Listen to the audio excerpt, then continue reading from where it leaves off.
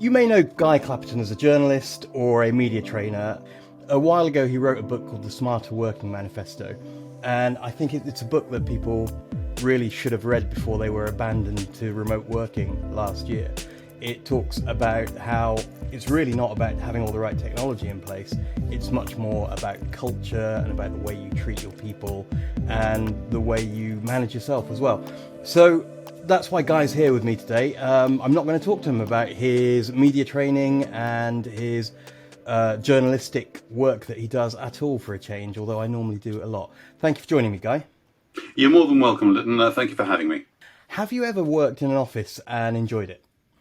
Yes, absolutely I did. I think it's my first job I didn't enjoy so much. I was an administrator of a local charity. This is in the middle 1980s after I'd left college. It was very much an office, but I was left there to work by myself mostly. So I had all the disadvantages of working from home without the advantages of actually being at home. When I got my first job in the press, a publication called Microscope, I started in 1989.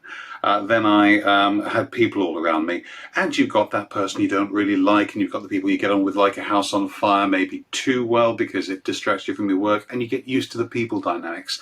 I think particularly, it's a time of life thing, particularly as a young person, I needed that. But when I was old and elderly and 27 when I went freelance, then I was ready to work from home. I'd been a home worker since 1993, but the key concept you have to get across is through choice.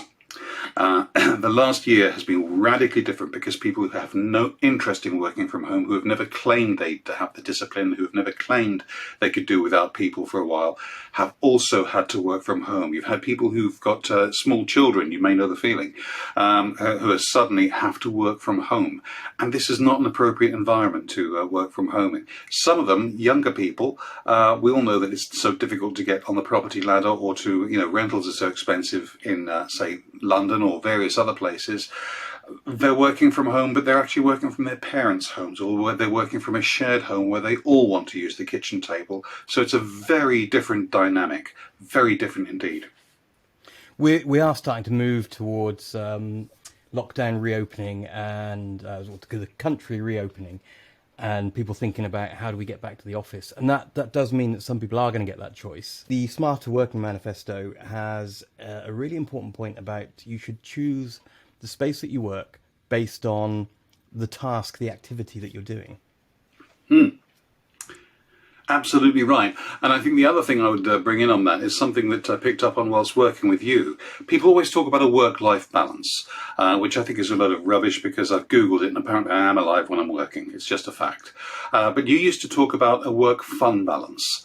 And I think that's really a very, very important thing. You've got to enjoy what you're doing. I've here through choice. I have lots of fun doing what I do, but over the last year I've really missed balancing that out by going and seeing people. When I'm media training, I like to take my camera guy with me whenever possible. There is budget implication for the client, of course there is, but they do get a better session because me and Paul are both there and we're sparking off each other and it's great fun. My favourite session ever I did was when we took an actress friend of mine, Sophie, with us, who was helping somebody present, and that was really good. There were the three of us all sparking off each other, all bringing different perspectives and different ideas, and also sparking off the client. It doesn't happen to the same extent on Zoom. It happens to an extent, but not to the same extent. So I think it's all about the mix and all about working as the most appropriate place. Sometimes you just need a change from that this office surrounding. I have my own dedicated office. I like it. It's nice. But just occasionally in normal times, I would go up to one of my clubs or something, and that sounds terribly middle class type, but it's not. I've joined a few clubs because you get really good subsidies on room rentals if you're doing something like media training. So it all does balance up in business terms in the end. He said, in case the taxman's listening. But I really enjoy all that stuff. But it's all about a balance. Or I would enjoy going, if I'm doing a workshop, then a workshop is better if the people are actually there because you can pick up on the body language, all those other things. It's all about being appropriate to where you actually are because the communication skills you need are slightly different. When you're choosing a workplace then that's activity based, what kind of activity goes with what kind of place, do you think? Well, head down working, I wouldn't necessarily go to a club to do my VAT returns. I use that. I've got software to do that. But even so, VAT returns, working out the dividend for the month or whatever. That's head down, boring stuff. I don't need any distractions around me. So home is best for that. Likewise, head down, actually solid writing. If I've got 2,000 words to. I was going to say bash out, lovingly craft, then I'm much better off at home than I am sort of out, sort of wondering if I can catch the waiter's eyes to see if I can get a coffee, wondering if there's anything interesting going on outside, etc., etc. Whereas networking, talking to people, we caught up for a coffee last week. It was really nice. I really enjoyed it. But the idea of not being there and being able to shake your hand, that just wasn't the same. Sort of training, I do enjoy training over Zoom. There's things that you can do that you couldn't do beforehand. One client's had me training people from Israel. They would not have been able to spend money to send me over to Israel. Another client had me training people from about 4 different countries on one particular occasion. And that's all because it's just possible in the virtual world, whereas it wasn't before. So that's not going away. But there is still no substitute for getting people together in a room so that, if one person does an interview, practice interview with me or with one of my small growing team of colleagues, you can pick up on one of the other people just going, whereas on screen it's not the same because you're sort of, you've probably got them on speaker view if you're the trainer, so you can't see the other people anymore. So it's a very different dynamic. The pandemic hit, the lockdown started, and people realized they had the tech, but it was something else that needed to change because the tech wasn't working for them. What do you think needs to change? It's not just about tech. What do you think needs to change? People have talked about how you work from home. People haven't talked quite so much. It is happening, but people haven't talked quite so much about how the managers have to change. The managers who are used to managing people who are in front of them, the management who are used to standing over people's shoulders, exactly like I described those news editors and people standing over my shoulder and saying, you haven't made enough calls or whatever. They're not used to, editors are because they're used to freelancers, but many managers are not used to the idea that people are not working, are not straight in front of them working. And I think those skills have to be relearned and reacquired. Measuring people by output, I think it is important, although if you've got someone who's a difficult client and that takes you a lot longer than someone who's got a client you know is an absolute pushover, do you then say that, that person who with a difficult client is underperforming because they're taking longer? So I think there's all those sort of subtleties and things that you have to take into account. And also, I've only ever really worked in small environments. For people who are on a large scale, thousands of, people like the civil service, for goodness sake, they've got tens of thousands of people to manage. How you manage that complexity when suddenly there's this new layer built in of all these other people being, working in different places. The IT security is different, but the people skills are very different. And you have to, I think, be aware that some of those people will thrive on this. People that may well be like me who should have done this ages ago or whatever. There'll be other people who will be suffering from mental health, who will be, making wrong assumptions about people. We had this in our family a little while ago. Somebody said to a family member, we need some time off because we've got small children, but you're okay because yours have gone to college, so they're not living there anymore. True, but at a certain stage in life, your parents become elderly as well. I don't know why I said as well there, but your parents become elderly, so you may not have people at the young end of life to look after, but you've got other concerns coming in, which may well take up so much of your time. So I think we've all got to get a bit more empathetic towards where people are, if this is going to last long term. One of the things that I think people needed before was an excuse, such as kids, to be a flexible worker. Do you think that's going to change? Do you think you can, if you have a senior job, then you generally have an excuse. You commute in from far away, or maybe you have kids to look after. Do you think it would be more normal for a junior person just to say, do you know what, I'm not coming in today? Well, I hope so, and it's more logical, because when you think about it, we go to school up to the age of about 11. We work exclusively when we're supervised. Then we go into secondary school, and forgive me if I've got a rather dated view of school here, because I haven't been for a while. But in my day, you then go from 11 to 18, you're given homework. And homework is where you go home, you discipline yourself, you sit down, you're probably away from your parents, you do it by yourself. You have to. What you don't realise is, as well as learning your history, your geography, your music, whatever, you're also learning to sit down and motivate yourself to work and get into the habit of motivating yourself to work. College is even more so. Those people who go to college, and that's now a majority of young people, I believe, they will go away and they'll do their degrees, and the tutors don't care when you do your work. They don't care. It's not their business. They get you to do this. It's entirely self-study, except for the odd lecture here and there. And a tutorial or whatever else you happen to have as obligatory face-to-face. But an awful lot of it is self-regulated work. We then, incomprehensibly in my view, we move into the working world where for an awfully long time it's been suddenly back to the primary school approach.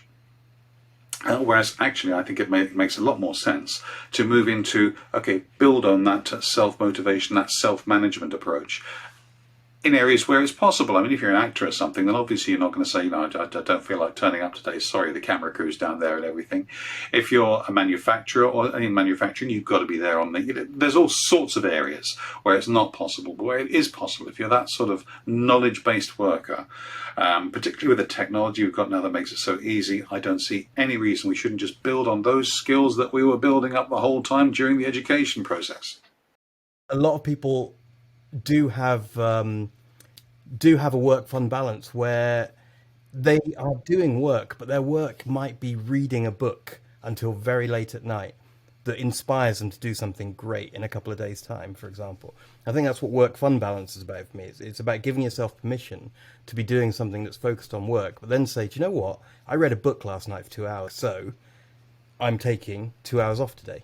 I think that's one of the things that is really important for me. I think that's right, and I think there's also the important word there. It's not just work and fun; it's balance.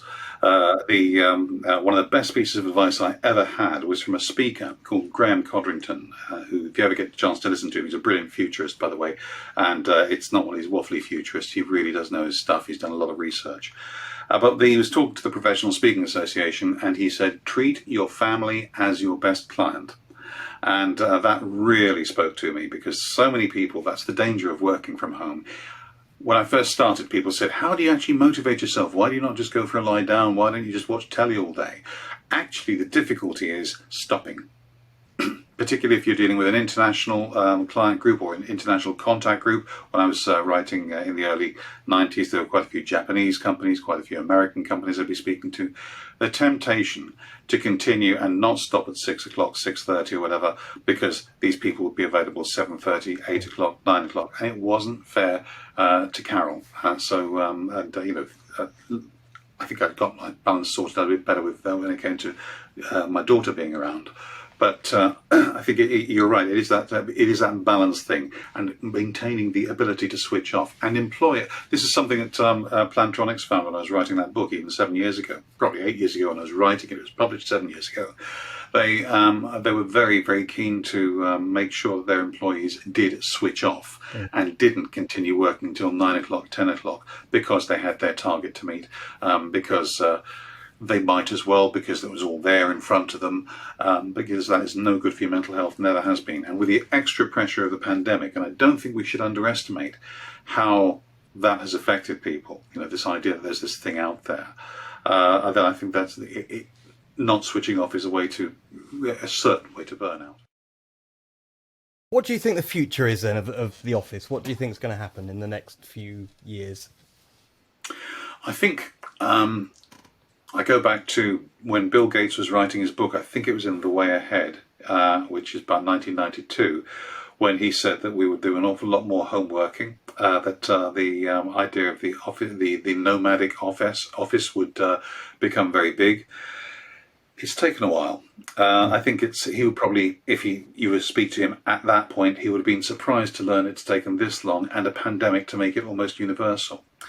But I think that we will go back to the office to an extent. It'll be through choice. There'll be a lot of people who will be almighty relieved to go back to the office. Some people will go back part-time and go back, stay at home or nomadic, part of the time, or co-working spaces, that sort of thing. We haven't mentioned those, but I can see those becoming, as long as they're safe, I can see those becoming very big. I spoke to a co-working space several years ago where they had one guy who's an executive from Microsoft who would come in once a week and work just because he liked to have perspectives from other people who were not from Microsoft around him. So I could see that becoming bigger. So I think it will be an awful lot, for those people who are in a position where they can dictate their working terms. I think there'll be an awful lot more flexible working. That doesn't necessarily mean working at home. It means working when it suits them as appropriate, as long as it serves the company, the organisation, the entity they're working for properly. Golin, the PR agency, has just closed or decided it's not going to reopen a couple of its offices because it's going for full-on flexible working. Quite a few agencies are talking about doing the same thing. And I liked Golin's approach to it's starting to encourage people to go to things like museums and whatever, but not by just saying go out to the museum. They're actively making partnerships with these places so there's space for you to go and do it. I think that. Yeah, I think that's a really good idea. As I said, I'm a member of a number of London sort of places that I can go and work and have meetings, etc., if I wish to. And I think that the idea that all of them offer corporate memberships, just about. So I think the idea of having an organisation which doesn't necessarily pay a huge rental for an office, but might pay a few memberships so you can go and work in the Arboretum Club or in the Century Club or whatever, if you wish to. Or with something organisations like Regis is an obvious one, but other organisations like that, where perhaps you can go and have a hot desk stroke office wherever you want. Regionally, it can't just be about London. I happen to live in London, which is why I keep talking about London. But I'll say London again just to really cement the point. I think there are national organisations as well which offer that sort of thing, and I think that's a really good option. Is the two places that you talked about, Century and Regis? In my head, there's two extremes. Century, is it not full of media type wankers who still want to live like it's the 90s? Well, we've met there. Yeah, exactly We've what I'm met saying. there. Yeah. Dressed in a black top, I think as well. So, and is Regis just full of corporate types in suits who are trying to start their businesses? Are these places good places to get work done?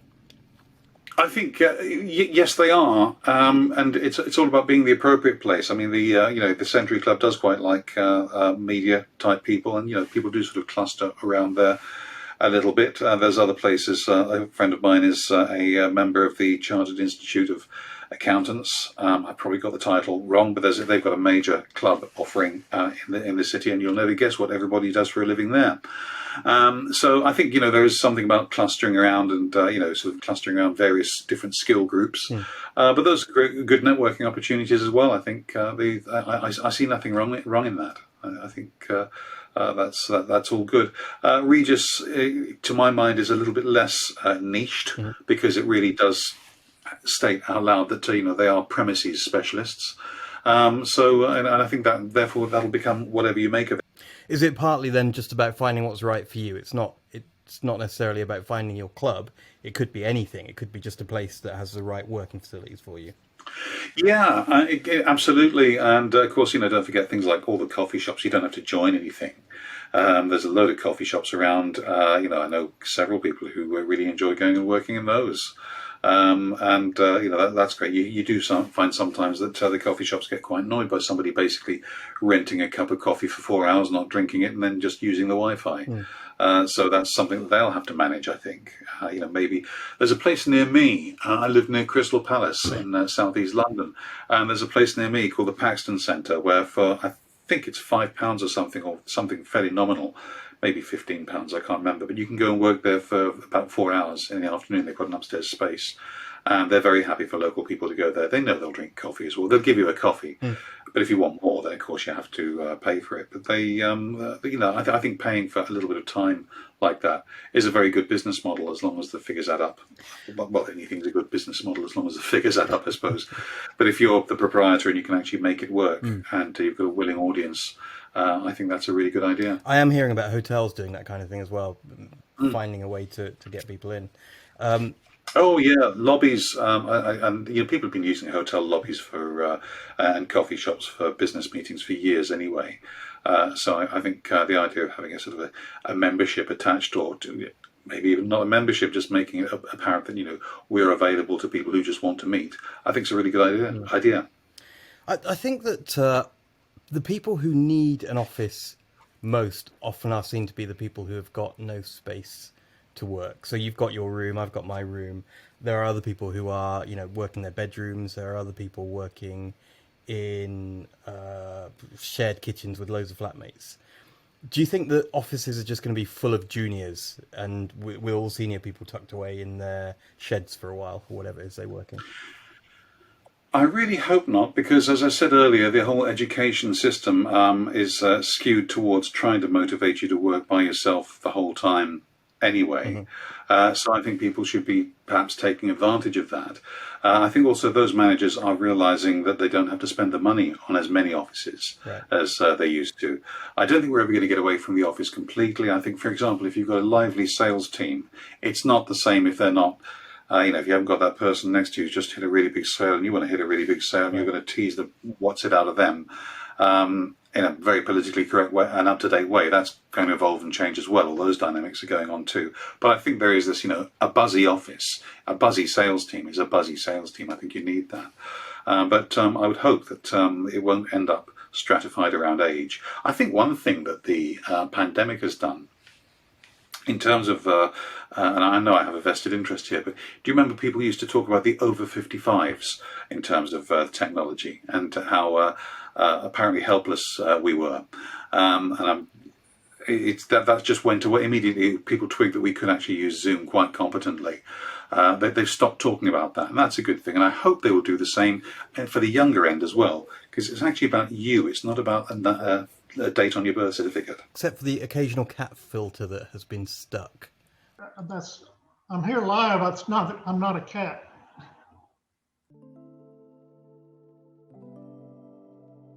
What kind of things do you think we've been doing on Zoom calls that have been particularly bad habits that people have formed? Well, I think there's been a number of phases, and I've been as guilty as anybody. The first one in particular was going out and getting as much technology as you could in order to make it look and sound better. I already had a decent microphone. I am living proof that if you drop a microphone, it's not a great idea. You do have to buy another one. So I bought another one, and that's fine. I'm sure I sound okay. I also bought a expensive Logitech webcam, which I abandoned yesterday because a friend of mine advised me, well, two things. First of all, I was using a virtual background, and somebody advised me that some people get migraines because of the little halo effect you get around your head if you use a virtual background. So I thought I'd better abandon that, even if it's only a 1 in 1,000 chance. I don't want to cause somebody a migraine. Related to which, I had also, the camera, I'm now using the Canon camera, which I already had, a digital SLR, but which you can plug in as a webcam. I was unaware of this beforehand. Right. Also I have a roll-up green screen, which I was using with great effect, I thought. it was wonderful, until my wife, Carol, whispered the magic words into my ear: fire hazard. And I thought, oh yeah, I'm wedged in here now because I've got a corner desk. If the place does catch fire, I'm toast. So that is now permanently rolled up in the corner. So it's been about stripping back and using what you've already got. I think a lot of people went for the technology and still get carried away with it. A colleague of mine was watching a COVID briefing a while ago, not one of the main ones from the government, but it was from an academic. And the academic had a rumpled shirt, he had an unmade bed in the background, and he had the worst PowerPoint slides you've ever seen, apparently. But because he had the content and it was so important, he had an entirely enwrapped audience, which I think is important. We've lost a little bit of focus on the actual substance of what we say. We're getting carried away with the trimmings. So that's what I'd say the technology thing. We then get a little bit carried away with the idea that it's just a conversation. So you get a lot of people just chatting as if it was an ordinary conversation. Actually, you've got to bring a little bit more energy. Not too much, I'll come to that in a second. A little bit more energy. I always think it's a bit like when I'm media training. Sorry to mention that again. You said we weren't going to talk about media training. Nah.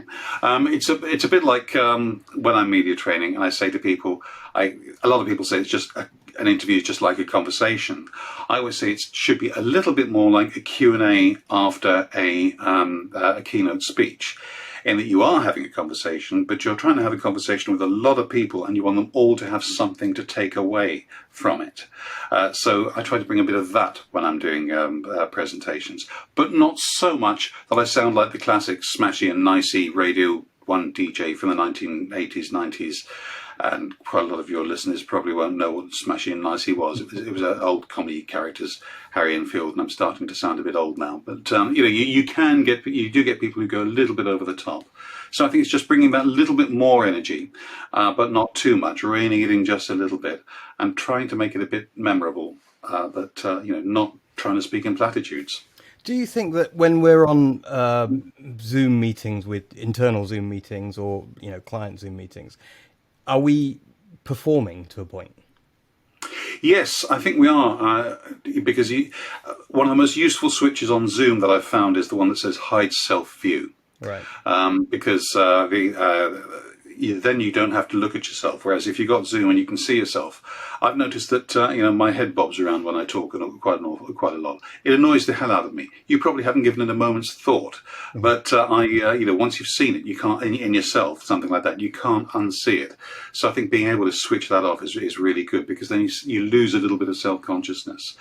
As you said before, I believe the job title was Media Wanker. So I'm quite okay with looking at cameras. If you're presenting, I think you have to bear in mind that it's a bit like you're doing a television program. I know people have had all sorts of ideas about breakout rooms, about engaging with people, that sort of stuff. And those things are important, and building in breaks. I think those things are very important. But I think also just some of the basic techniques, like looking at cameras and behaving as if you're on a bit more like on a television program than in an ordinary conversation.